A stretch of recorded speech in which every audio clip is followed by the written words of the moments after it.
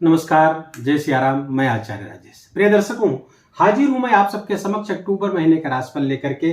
आज नंबर है मकर राशि का। मकर राशि के लिए ये महीना बहुत ही विशिष्ट होने जा रहा है, कारण कि 10 ये 4 ग्रह जो बड़े ग्रह हैं, महत्वपूर्ण ग्रह हैं, ये परिवर्तित हो रहे हैं। ग्रहों का परिवर्तन तो हर माह होता रहता है, लेकिन जब ग्रह परिवर्तन करके हमें लाभ देने आ जाए तो ये महत्वपूर्ण परिवर्तन हुआ। विशिष्ट महीना ये हुआ, ना कि केवल परिवर्तन मात्र से ही कुछ होने वाला है। जब वो अच्छी स्थिति में आते हैं तो ये परिवर्तन हमारे लिए बहुत ही सकारात्मक होने वाला है। कुछ बड़ी खुशियां आपके लिए लेकर आ रहा है ये अक्टूबर का माह। कुछ विशिष्ट योग बना रहा है आपके लिए अक्टूबर माह। ग्रह कुछ विशिष्ट योग बनाकर के कुछ विशेष आपको देने वाले हैं इस अक्टूबर माह में।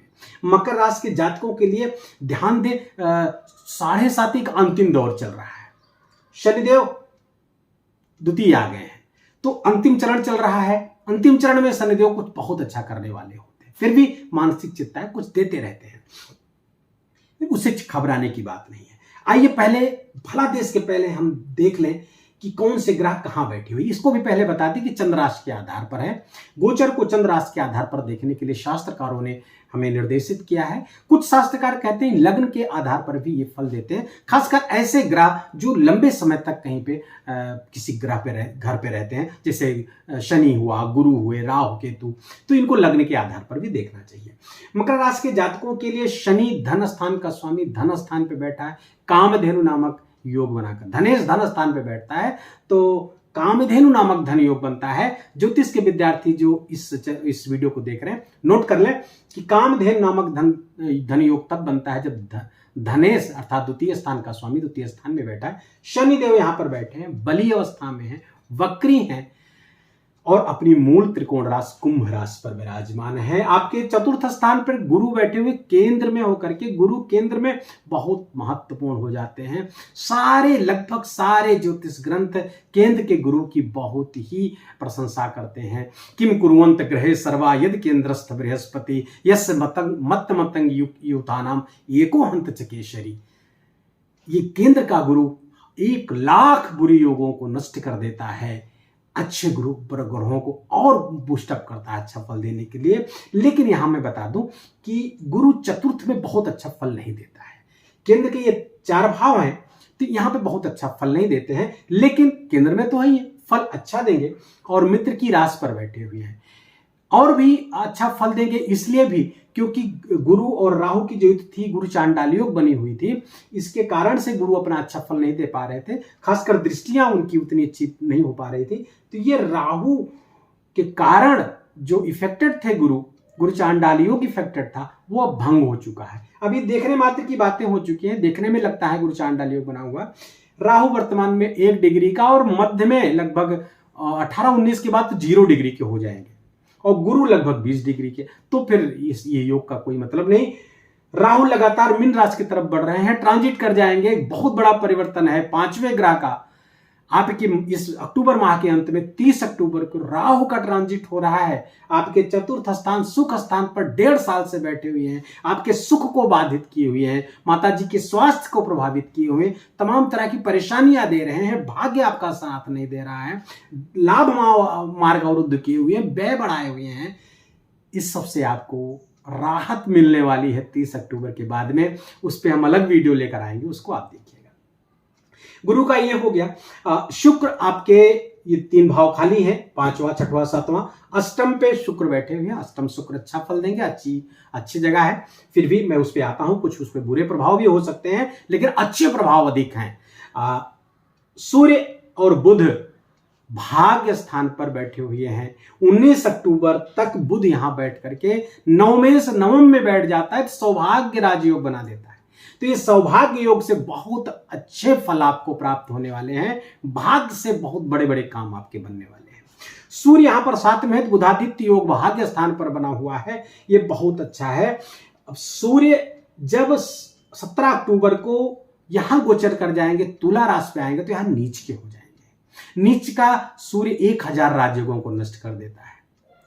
उच्च का गुरु और केंद्रस्थ गुरु 1 लाख बुरे योगों को नष्ट करता है, लेकिन नीच का सूर्य 1000 राजयोगों को नष्ट करता है। लेकिन डरने की आवश्यकता नहीं भाइयों बहनों, क्योंकि ये नीचत्व सूर्य का लगातार भंग होगा पूरे महीने।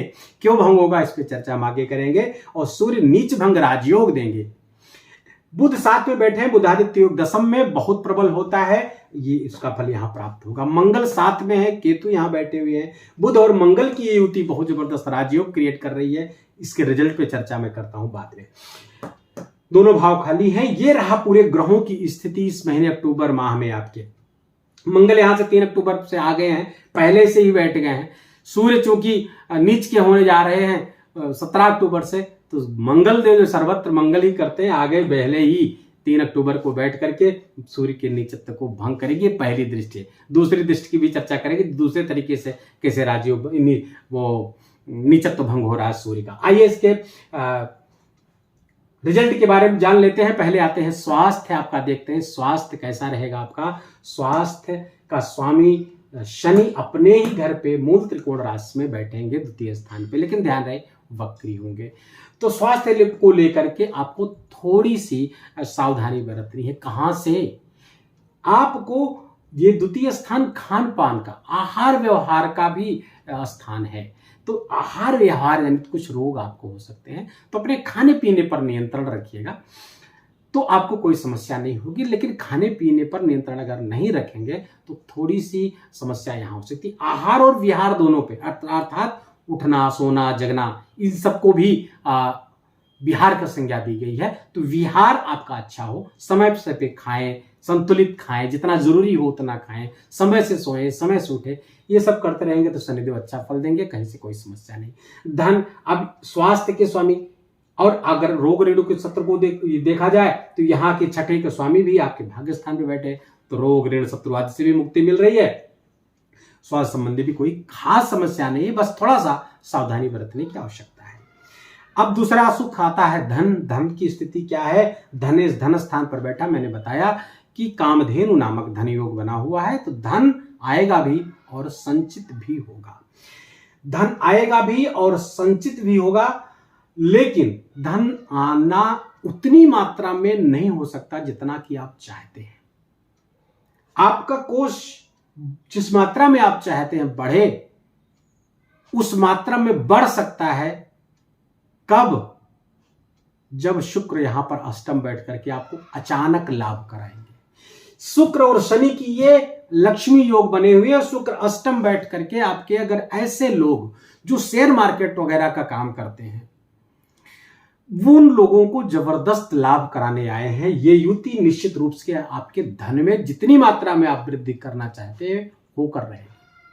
धन का बहुत बड़ा लाभ यहां पर करा सकते हैं ऐसे लोग जो शेयर मार्केट का काम करते हैं, पैसा लगवाने का कहीं काम करते हैं, सट्टा आदि का काम कर सकते हैं। ऐसे लोग जो सट्टा लगवाते हैं, लॉटरी लग सकती है। ये समय मकर राशि के जातकों के लिए ऐसे लाभ करा सकता है जहां आपको कोई बहुत परिश्रम नहीं करना है, जहां आपको बहुत मेहनत करके पैसा नहीं कमाना, अचानक से हो जाएगा। आपने किया और हो गया। हो सकता है आपने कुछ ना किया फिर भी हो जाए।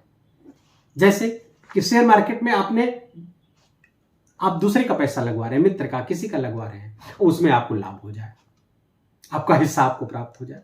तो आपने कुछ तो लगाया नहीं, कोई धन तो इन्वेस्ट किया नहीं, कोई बहुत परिश्रम भी नहीं किया उसके लिए आपने, लेकिन वो SIP आपको लाभ कर गई।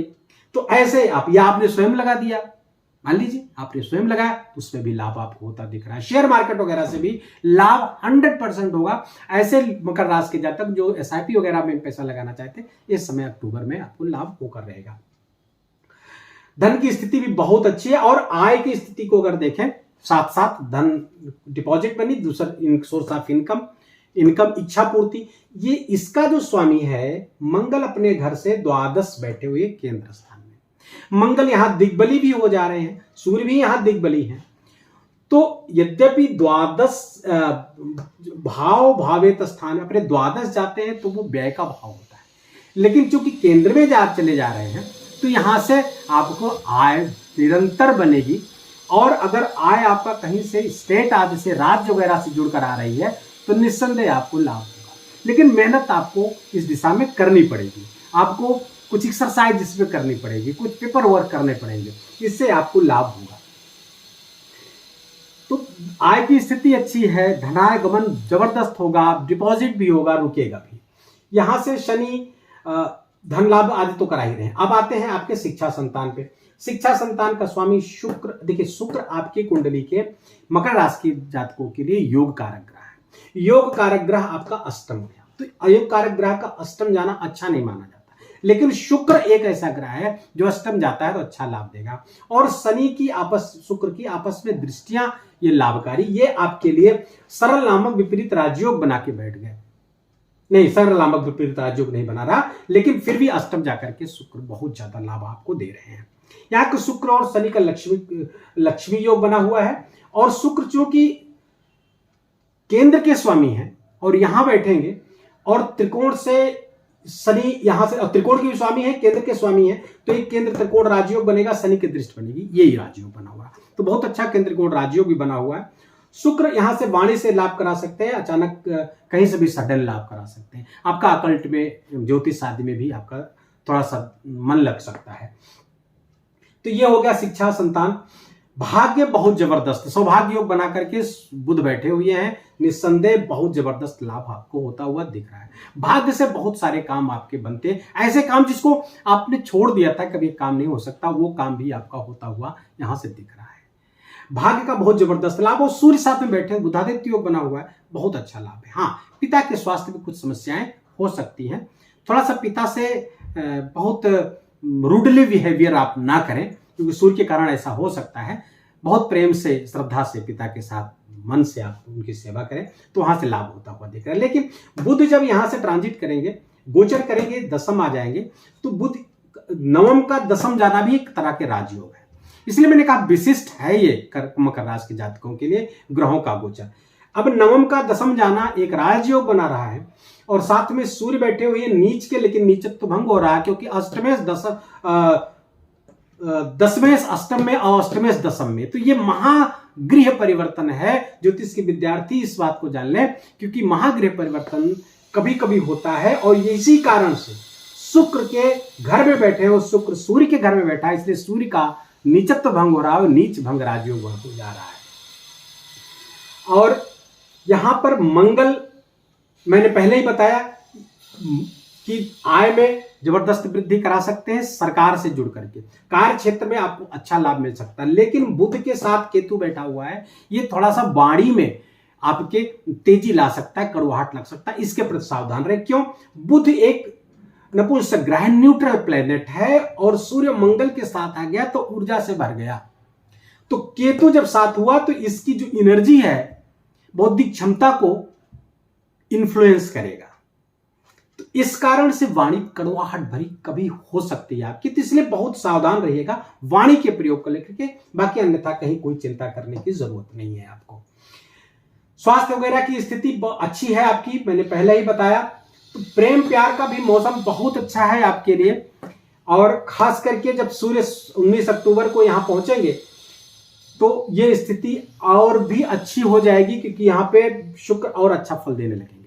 जब ये सूर्य यहां पहुंच जाएंगे, तो चूंकि इनके घर में पहुंचेंगे, सूर्य थोड़ा सा इन सब चीजों को बहुत अच्छी तरीके से नहीं कर पाता, तो सूर्य जब इनके घर पहुंच जाएंगे तो शुक्र अच्छा फल देंगे, प्रेम प्यार मिठास बैठी रहेगी। लेकिन थोड़ा सा अपने आचरण के प्रति आप प्रेमी युगल जो है थोड़ा सा सावधान रहेंगे, अन्यथा क्योंकि एक ग्रह बैठा हुआ है लगातार इसी फिराक में कि संबंध को कैसे तोड़वा दे, तो ये समस्या आपके साथ हो सकती है, थोड़ा सावधानी आपको बरतनी होगी। ये रहा पूरे ग्रहों का, कुछ छूट तो नहीं रहा आपका। धर्म आदि यात्राएं भी आपकी धार्मिक हो सकती हैं, और धर्म में रुचि बढ़ेगी। धर्म में जितनी रुचि बढ़ेगी सौभाग्य आपका उतना ही बढ़ेगा। कोई खास करने की आपको जरूरत नहीं, हनुमान चालीसा का जितना ही पाठ करेंगे मकर राशि के जातक, उनको उतना ही लाभ होगा। हम तो कहीं 11 बार हनुमान चालीसा का आप पाठ करिए। सूर्य भगवान को सुबह उठ करके जल चढ़ाएं, सूर्योदय के पहले स्थान छोड़ दें, बाकी और कुछ खास करने की जरूरत नहीं। गणेश जी की आराधना अगर संभव हो तो करते रहें, खासकर बुधवार को दूर्वा, जिसको दूब कहते हैं हरी, वो दूब और लड्डू साथ में 2 इलायची गणेश भगवान को बुधवार अगर चढ़ाते रहेंगे, हो सके तो रोज, नहीं हो सकता रोज तो बुधवार को भी चढ़ा दे, तो ये बहुत ही सर्वोत्तम फल। गणेश बुद्धि विवेक बना रहेगा, तो ये पूरा महीना आपको सर्वोत्तम लाभ देने के लिए आया हुआ है। कुछ बड़ी चीज़ें आपको इस महीने प्राप्त हो सकती हैं। जो काफ़ी समय से काफ़ी चीज़ें परेशान की हुई थी, इस समय आपका अच्छा होने वाला है। बस ये है कि हमारे एफर्ट में कमी ना आए, हमारे प्रयास में कोई कमी ना हो। कहीं ऐसा ना हो कि अपॉर्चुनिटी आए, दरवाजा खटखटा के वापस हो जाए, हम सोते रह जाएं। तो थोड़ा इस पर ध्यान देने की जरूरत नहीं, क्योंकि मकर राशि के जातक की एक क्वालिटी होती है कि चीज़ों को थोड़ा बीच में छोड़ देने की। करते तो हैं, लेकिन कभी कभी जब उसमें उस समय सफलता नहीं मिलती, जब एक्सपेक्ट किए रहे होते हैं, अगर उसमें नहीं मिलती तो थोड़ा उसको छोड़ने के बारे में सोचने लगते हैं। तो इसी चीज से आपको बचना है। बाकी चीजें बहुत अच्छी हैं और निस्संदेह ये महीना आपके लिए बहुत अच्छा होने जा रहा है। वीडियो कैसा लगा, बताने का तरीका हमारा अच्छा लगा हो, आपकी बातें समझ में आए हो, आपके जीवन में, आपकी सोच में कुछ सकारात्मक परिवर्तन हो रहा हो, तो इस वीडियो को लाइक करिएगा। कमेंट में जय सिया राम लिखिए। आपकी कोई समस्या है तो उस समस्या को भी अपने बर्थ डिटेल के साथ आप लिखिएगा, मैं देर सवेर उसका उत्तर जरूर दूंगा। चैनल पर नए हैं तो चैनल को सब्सक्राइब कर लीजिएगा, बेल आइकन घंटी दबा लीजिए ताकि नोटिफिकेशन आप तक जाता रहे नए वीडियो का। इस महीने के त्योहारों की बात करें तो बड़ा ही महत्वपूर्ण महीना इस अक्टूबर में है, क्योंकि पितृपक्ष आ रहा है। पितृदोष का, हमारे जीवन के पितृदोष को समाप्त करने का सर्वोत्तम अवसर लेकर आता है 15 दिन। तो 30 सितंबर से शुरू हो रहा है, 14 अक्टूबर तक चलेगा। इस बीच अपने पितरों को खूब श्राद्ध दें।